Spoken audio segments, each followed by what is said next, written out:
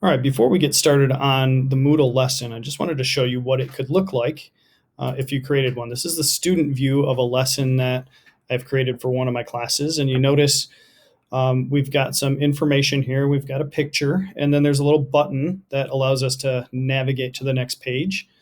And there's also kind of a progress bar down at the bottom that students can see as they go through. And that's something that I've turned on for the lesson. So going through the pages in a lesson involves clicking buttons and going to view more text. Here's another example of a content page. Notice now there are two buttons down at the bottom. Here's yet another content page. And then we get to a point where we have an essay question. So this is an essay question.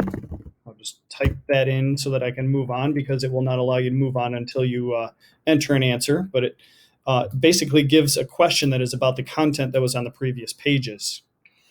Here's another essay question.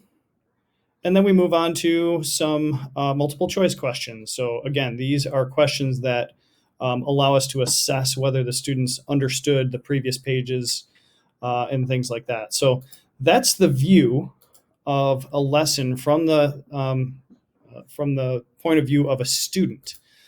When I look at my lesson, you'll notice that I have several different pages of several different types, including content pages. I have some essay questions, multiple choice, then I move on to more content, even true and false questions, and then some more multiple choice questions to kind of finish off the lesson. So that's an example of how you can use a lesson in your iLearn or Moodle course.